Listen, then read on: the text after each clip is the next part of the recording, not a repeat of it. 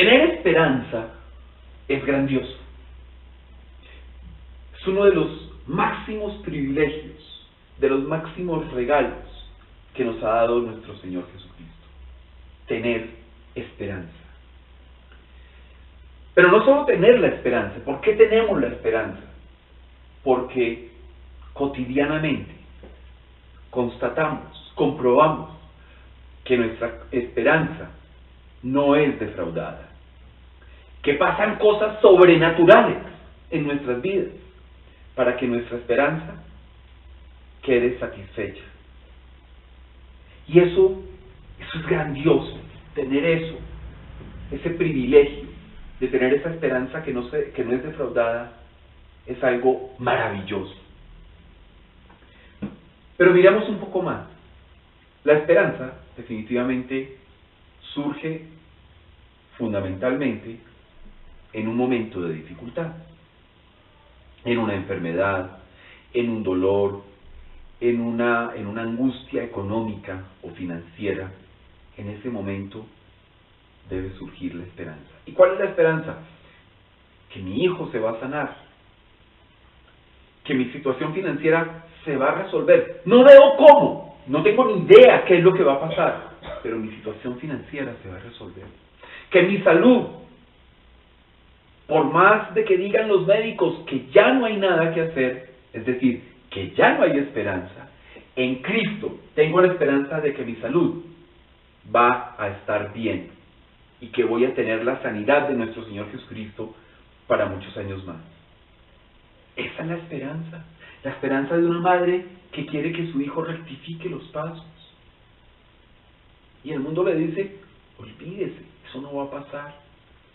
Pero algo sobrenatural va a actuar en la vida de esa mamá y de ese hijo, para que ese hijo rectifique los pasos. Amén.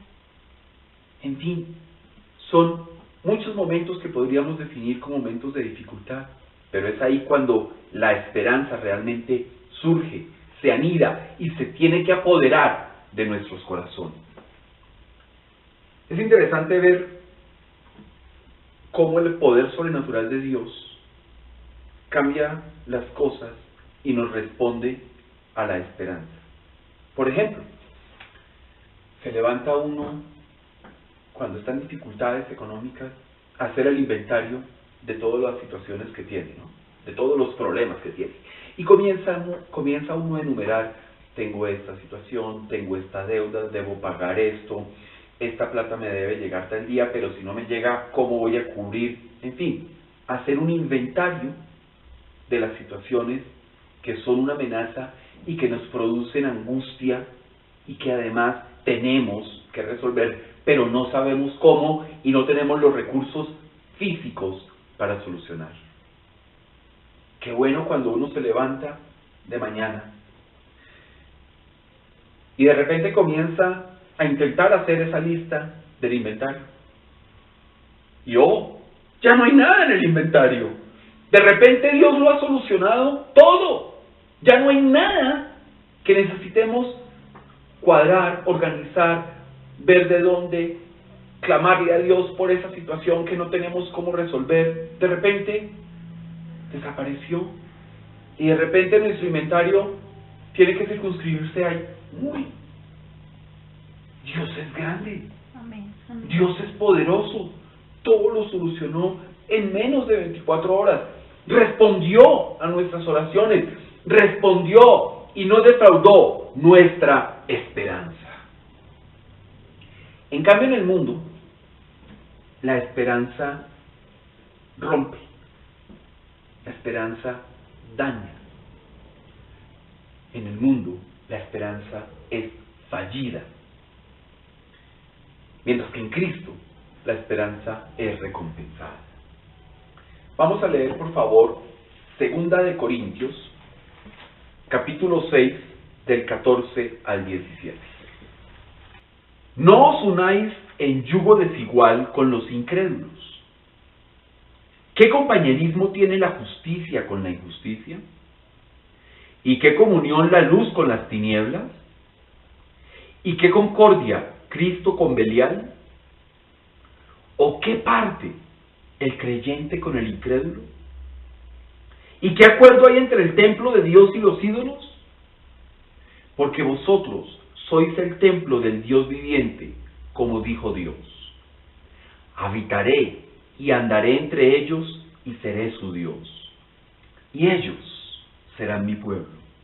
Por lo cual, salid de en medio de ellos y apartaos, dice el Señor, y no toquéis lo inmundo, y yo os recibiré.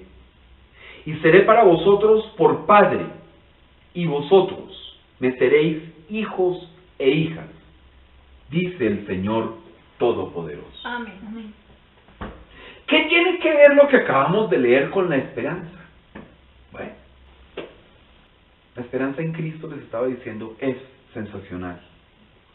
Y entonces Pablo se dirige a los corintios y los invita, ojo, a no unirse en yugo desigual. Y dice, ¿qué comunión tiene la luz con las tinieblas? Es decir, hay una invitación fundamental. No se una con un incrédulo. Ahora yo pregunto, ¿cómo juntar la esperanza de nosotros, cristianos, con la aterradora, dolorosa esperanza de un incrédulo?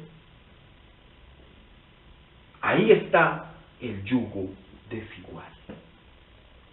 Miremoslo desde la perspectiva de la esperanza. Miren que cuando uno charla con un incrédulo, la charla es absolutamente desesperanzadora. Uy, qué trabalengua. Normalmente ellos tienen un cúmulo de quejas, reclamos, ven el horizonte negro, solo hay tinieblas, todo es grave, sumamente grave. Y lo peor, no es que todo está grave, es que todo tiende a empeorar. Y maldicen, y maldicen, y maldicen, y maldicen. Maldicen a su país, maldicen a sus familias, maldicen a sus amigos, maldicen a sus hermanos. Maldicen y maldicen porque todo lo ven desde la perspectiva de la esperanza en el mundo, es decir, desde la desesperanza. Y no hay nada peor en la vida de un ser humano que no tener esperanza. No puede haber nada peor que vivir desesperanzado. Porque entonces, ¿qué viene? Y si lo que viene, esa persona ve que es peor, ¿para qué seguir? Si mi hijo hoy comete una falla y yo soy incrédulo, o no tengo esperanza, o creo en la desesperanza del mundo, pues lo que hizo mi hijo hoy malo, mañana va a ser mucho peor. Porque así funciona la esperanza del mundo. Es fallida, rompe el corazón y rompe la vida. Ahí están, sin embargo, en la desesperanza, en las tinieblas, en el dolor, en la angustia, en que todo se va a agravar. Ahí está la esperanza del mundo. ¡Qué cosa tan horrible! Tener la esperanza en que todo va a ser peor. Es tanto como la fe negativa, es decir, como el pánico, como el temor, como el miedo. ¡Qué horrible vivir en desesperanza! O qué horrible vivir en la esperanza de que todo va a ser peor, que todo se va a agravar. Que si hoy matan 5, mañana seguro matan 10, porque esa es la imagen, esa es la certeza de la persona que no tiene esperanza en Cristo. Todo va a ser peor. En cambio nosotros procuramos no quejarnos.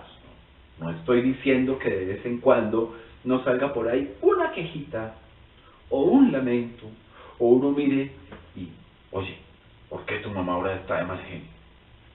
No, de vez en cuando salen quejitas, ¿no es cierto? Pero procuramos no hacerlo.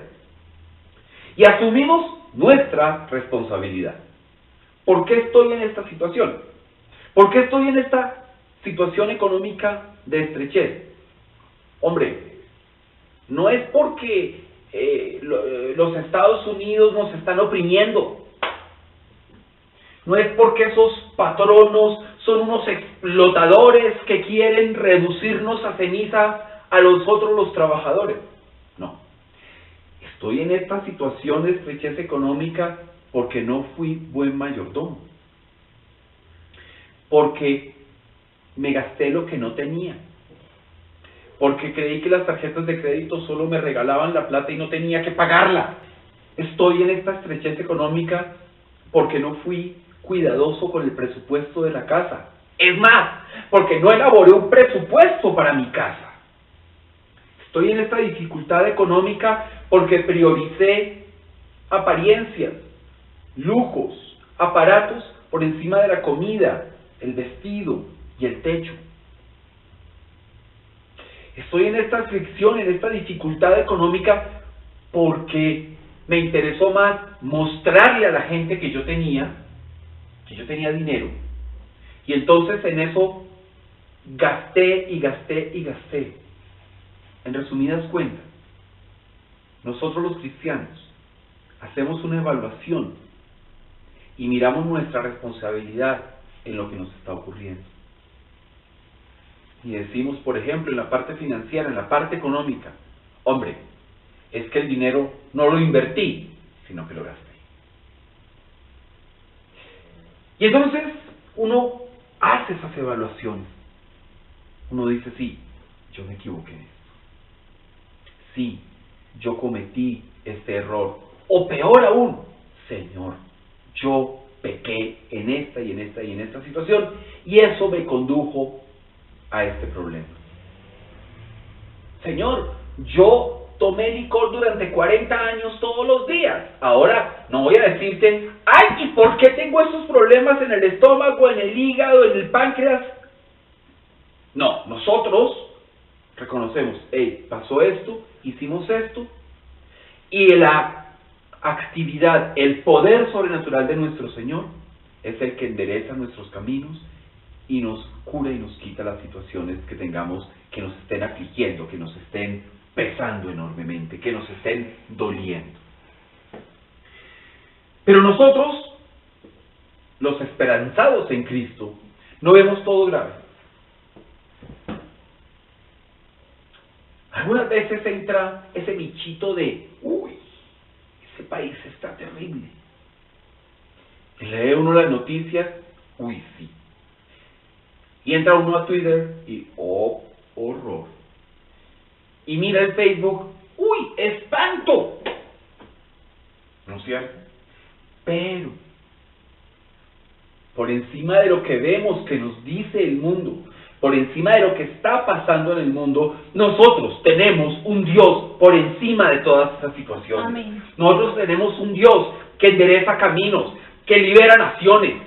Ese es nuestro Dios. Amén. En Él es en el que tenemos esperanza. ¿Por qué? Porque lo ha comprobado. Él no es un Dios simplemente que anda por ahí contando cuentos que no cumple. No. Dios es un Dios de palabra. Dios promete y cumple. Entonces nosotros no vemos todo grave. Y si estamos viéndolo todo grave, pues enderecemos, rectifiquemos y comencemos a pensar nosotros como cristianos, ¿qué podemos hacer para que eso deje de ser grave? ¿A dónde quiere ir a predicar? ¿A dónde quiere contar las buenas nuevas que tenemos un Dios que es sobrenatural, que es bueno, que ha hecho grandes cosas y las hará por los siglos de los siglos? Amén. Amén. ¿Ah? ¿A dónde hay que ir? ¿Con quién hay que hablar? Cuando uno vea las cosas tan graves en su municipio, en su ciudad, en su país, ¿qué voy a hacer yo? ¿Qué voy a hacer yo para cambiar eso? ¿Cómo me puede utilizar? ¿Cómo me puedo poner a disposición de nuestro Señor para que Él me utilice y pueda enderezar, pueda ayudar a enderezar el camino de esa nación? Y así uno aparentemente cuando salga a las calles, vea que todo está perdido. En Dios hay esperanza y Dios no defrauda nuestra esperanza. Nosotros vemos a Dios actuando con todo su poder. Nosotros vemos a Dios enderezando los caminos. Sentimos a Dios recompensando nuestra esperanza.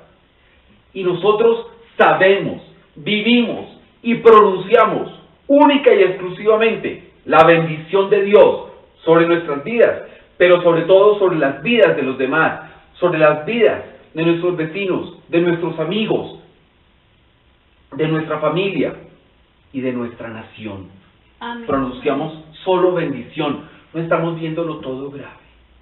Y si nos entrevistan, si fuéramos importantes y nos entrevistaran, en lugar de decir que todo es gravísimo, diríamos, sí, fue una situación que se presentó ahí, pero tenemos la esperanza que eso se va a corregir. Tenemos la esperanza que la violencia se va a acabar. Tenemos la esperanza que en Colombia va a haber justicia.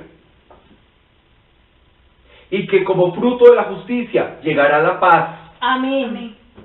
Nosotros tenemos esa esperanza y esa convicción, y Dios no nos defrauda. Tenemos esperanza en que lo mejor está por venir y siempre llega.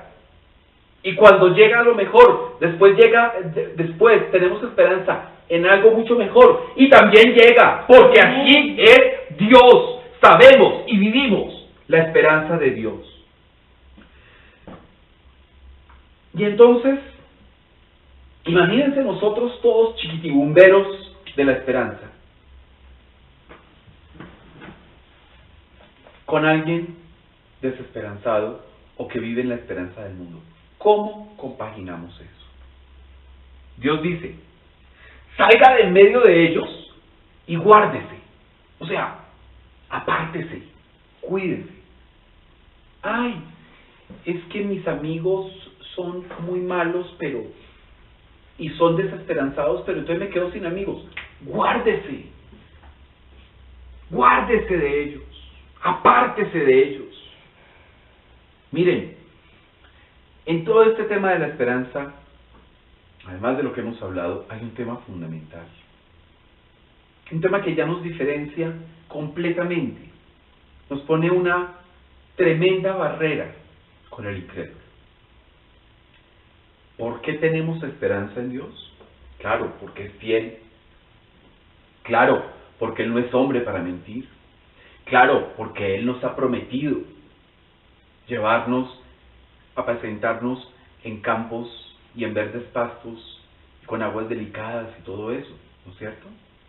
Pero ojo, sobre todo, nosotros tenemos esperanza porque tenemos a Dios como Padre. Y eso ya rompe completamente toda la estructura de la desesperanza. Nosotros tenemos a un Dios Padre en el que esperamos.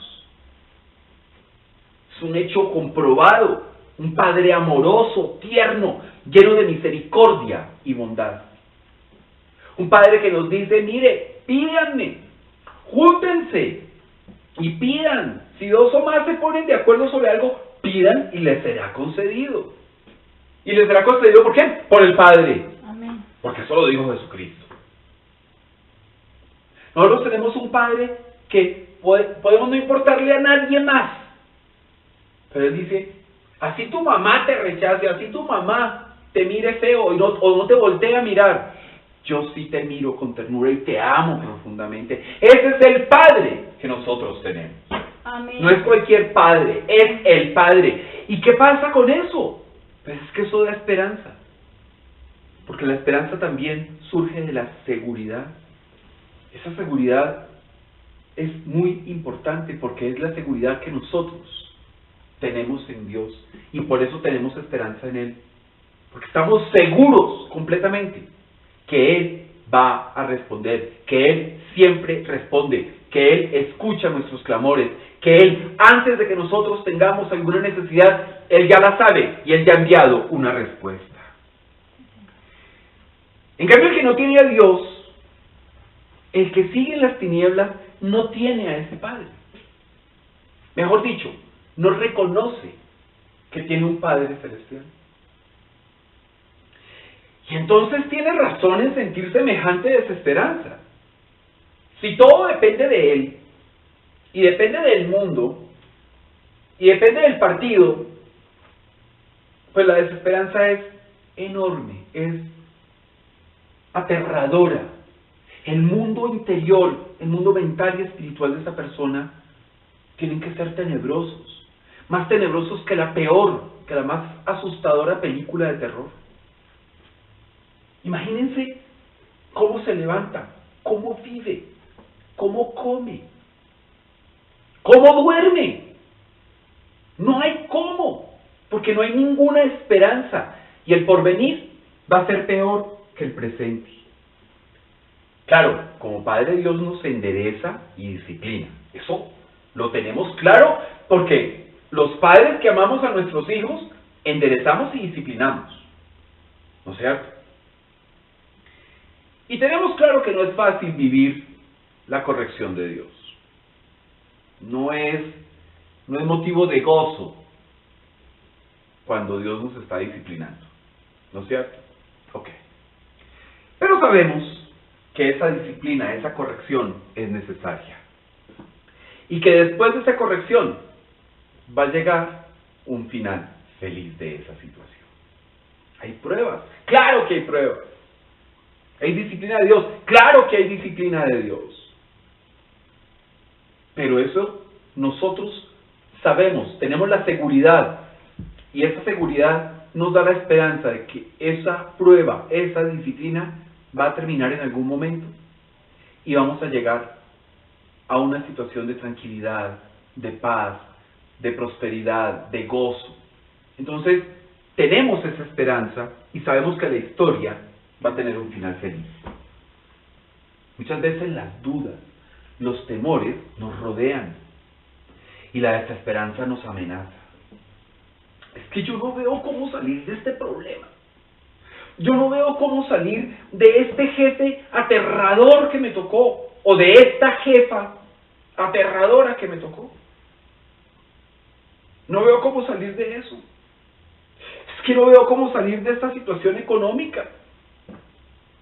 Es que no veo ni siquiera cómo voy a comprar la comida de mañana. O sea, cuando está el taxímetro encima, ¿cómo hago? Y ahí hay una diferencia fundamental. El que no tiene un Padre Celestial, no quiere tener un Padre Celestial, pues sabe que mañana va a ser la cosa más grave. Los que tenemos al Padre Celestial, los que tenemos a Dios como Padre, sabemos que eso va a cambiar. No sabemos cómo, no sabemos de dónde, no sabemos por dónde. Lo que sí tenemos claro, tenemos la esperanza confirmada, es que esa situación va a cambiar. A veces nos entristecemos en esos momentos. Nos entristecemos cuando Dios nos forma, nos corrige. Pero ojo, tengamos una certeza absoluta. La esperanza en Él no falla. Vamos a leer 2 Corintios capítulo 7, versículo 10. Porque la tristeza que es según Dios produce arrepentimiento para salvación. De que no hay que arrepentirse. Pero la tristeza del mundo produce muerte. La tristeza en Dios, los actos de disciplina, las decisiones de disciplina de Dios, las pruebas, ciertamente generan tristeza muchas veces. Obvio. A nadie le gusta tener 20 problemas encima y no tener cómo solucionarlos. A nadie le gusta tener problemas con sus hijos, ni enfermedades con su hija. A nadie le gusta estar de enemigo con todo el mundo, para nada. A nadie le gusta apartarse de ese amigo que charla rico, pero que no tiene ninguna esperanza. Pero ojo, esa tristeza produce arrepentimiento. Sí, Señor, por la reflexión, por analizar el corazón, por estudiar reflexionar sobre lo que pensamos y sentimos y estamos viviendo o hemos hecho, ¿sí? Nos damos cuenta de nuestros errores, de nuestras equivocaciones y de nuestros pecados, y eso nos lleva a arrepentimiento. Y ese arrepentimiento nos enfoca a vida y vida eterna. En cambio, la tristeza del mundo produce muerte. Nosotros sabemos que la reflexión, la autocrítica, los deseos de enmendar los errores son buenos y producen resultados. O sea que cuando de verdad, con el corazón, nos arrepentimos, se enderezan las cosas, se abren los caminos, hay cielos abiertos. Esa es una promesa que la hemos visto cumplida no una, sino muchas veces a lo largo de nuestra vida. Es la esperanza que surge en momentos difíciles. Cuando estamos en dificultades y cuando vemos y analizamos, tenemos la esperanza de que al arrepentirnos, de que al enderezar los caminos, que Dios enderece y termine de pulirnos como sus vasijas, vamos a terminar bien, la cosa va a terminar bien. Tenemos la certeza de que Dios corrige y de que endereza nuestros pasos. Entonces fíjense que eso nos da una tristeza con esperanza.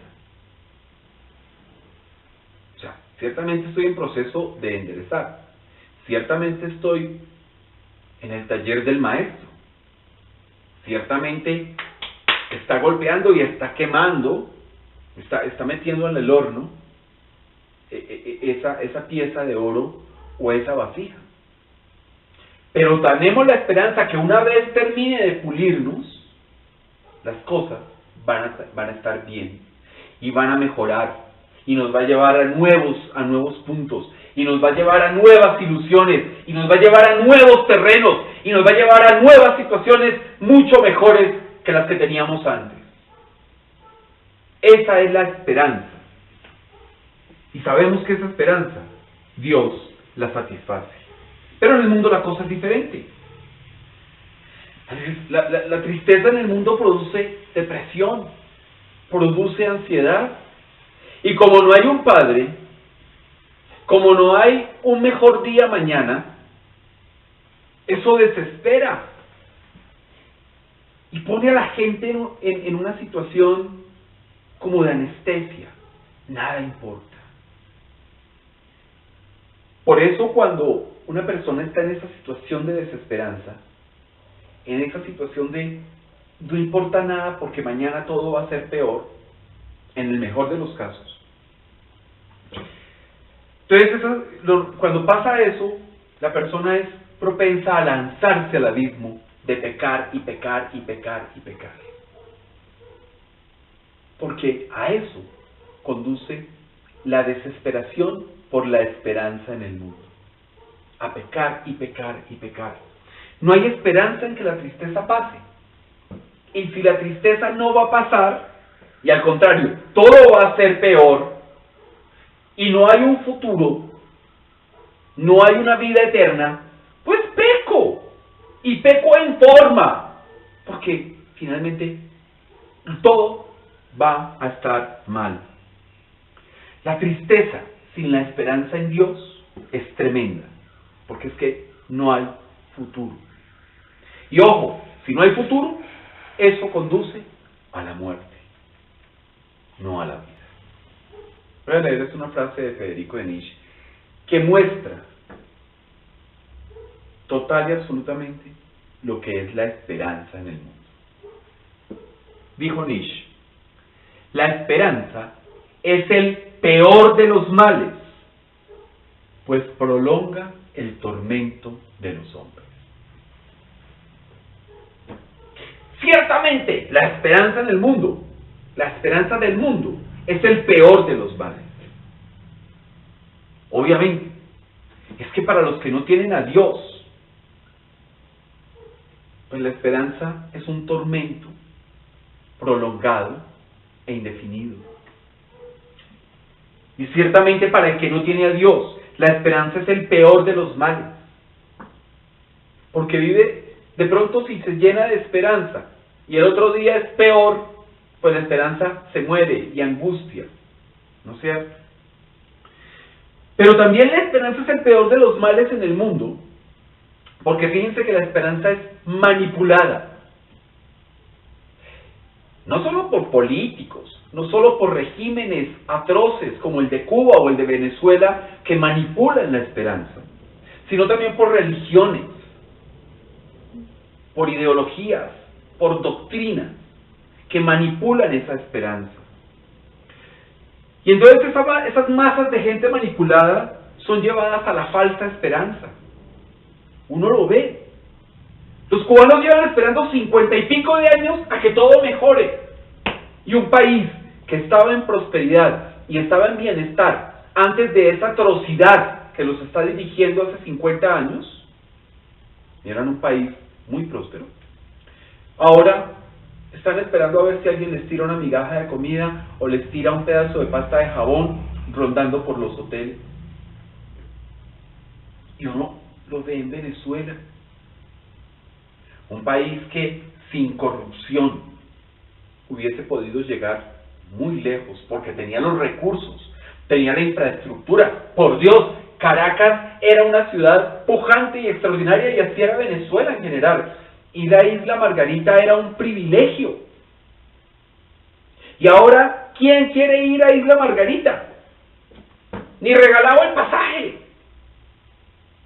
¿Pero por qué? Porque esas masas son manipuladas con una falsa esperanza que finalmente prolonga el tormento de los hombres.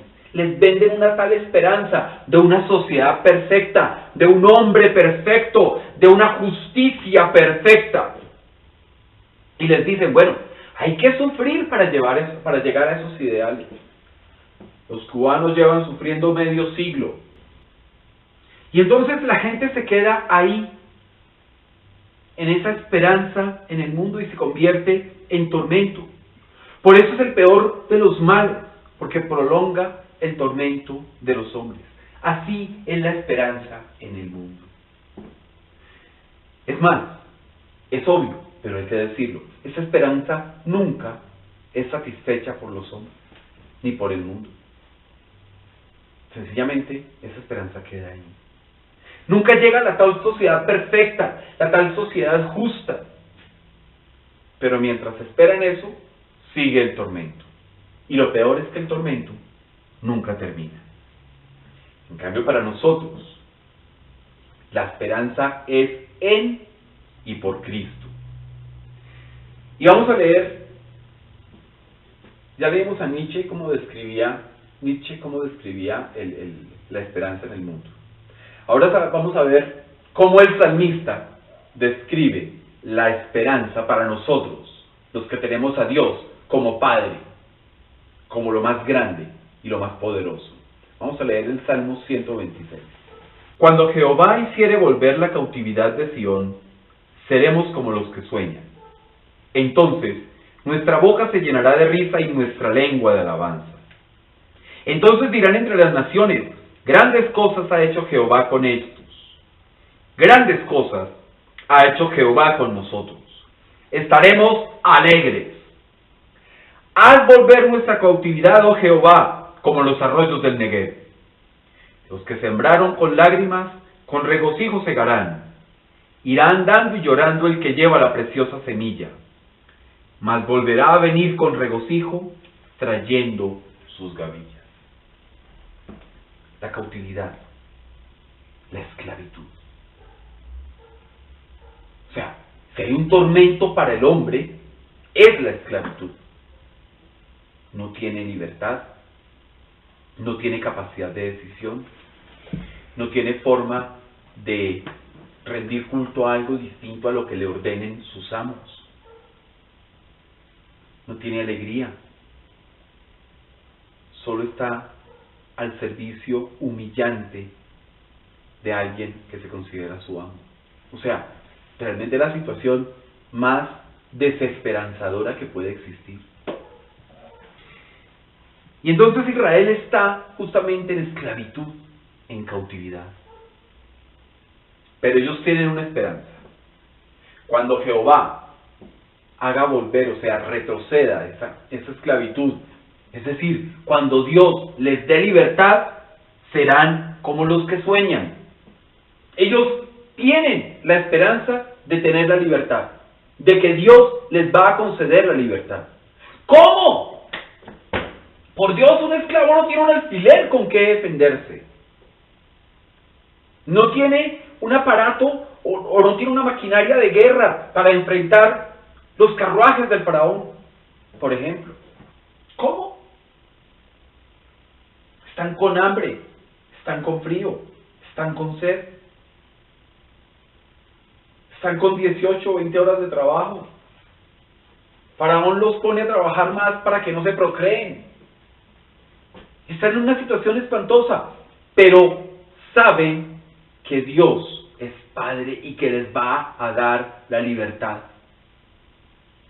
Y efectivamente, llega un tipo y le dice a Faraón: deje a mi pueblo en libertad. Un tipo que se llama Moisés, ¿no? Que no, yo creo voy a hacer eso. Se endurece más el corazón de Faraón. Faraón, deje a mi pueblo en libertad. No, porque no sé qué. Se le muere el primogénito, vienen las plagas, todo eso. Finalmente, váyanse, después se arrepiente, los persigue y queda atrapado con sus grandes carruajes y sus grandes ejércitos, queda atrapado y no puede perseguir al pueblo de Israel. Eso es esperanza. O me van a decir que en la esperanza que tenía Israel estaba incluido que Dios iba a apartar las aguas del mar para que ellos pasaran. Pero es que Dios no satisface esperanzas del mundo ni satisface esperanzas pequeñitas, o las satisface de manera pequeñita, quiero decir. Dios satisface las esperanzas de una manera formidable, enorme, poderosa, sobrenatural. Amén. Ese es nuestro Dios. Israel sabe que cuando tenga la libertad, reirá y alabará. O sea, cuando estamos bien, cuando revisamos nuestro inventario y no hay nada que revisar porque Dios ya solucionó todo, pues hay que reír y hay que alabar. Amén. Amén. Cuando nuestro hijo se ha mejorado de una enfermedad, hay que reír, hay que alabar. Amén. Amén.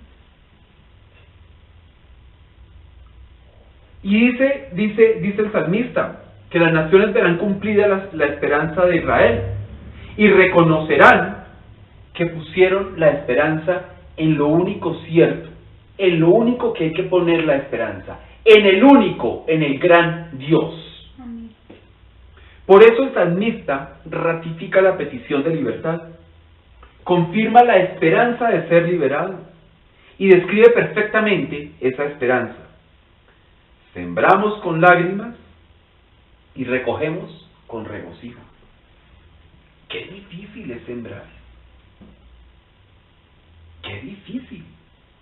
Porque a veces no tenemos los recursos, ni el ánimo, ni la salud, ni la disposición de sembrar.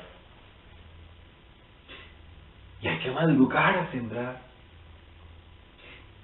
Y el campesino, por ejemplo, el campesino tiene que soportar sol, lluvia, frío, calor, culebras por ahí desplazándose, ¿no es cierto? Sin embargo, el campesino siembra y siembra con lágrimas. ¿Pero cómo recoge? Con alegría, con regocijo. Cuando el campesino va y tiene toda esa tierra para arar y poner las semillitas, con toda esa situación difícil, pidió un préstamo para poder coger y preparar su terreno, para poder abonarlo. Él no va, ¡ay, sí! No, va andando y llorando, o sea, con temor, con una situación ahí de angustia.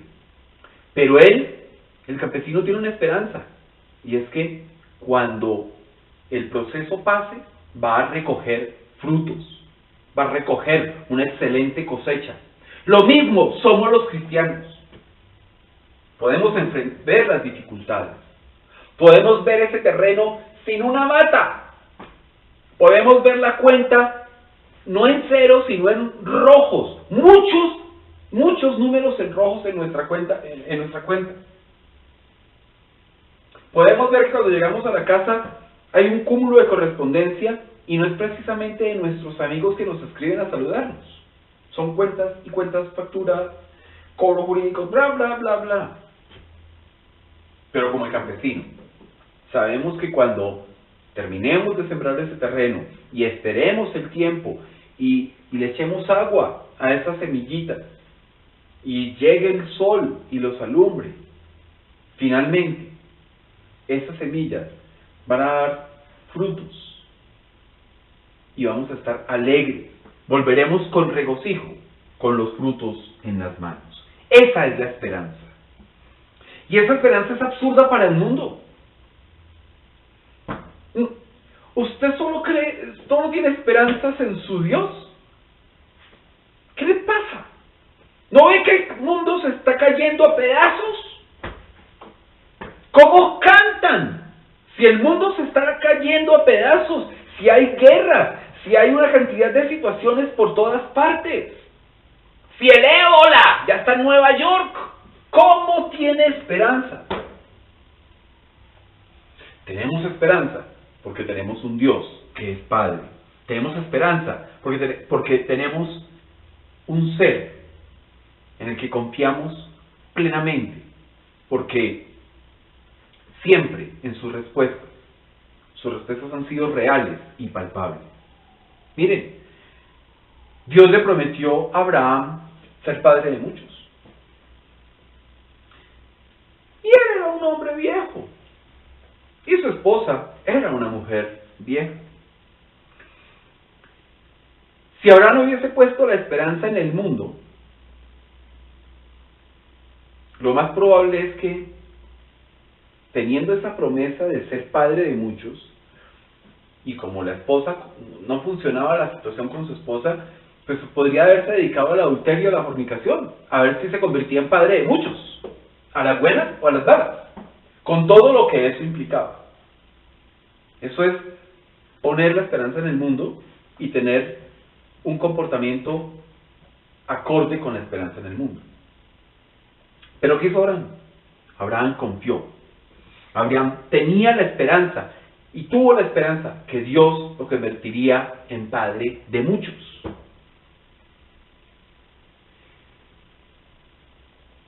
¿Y qué pasó?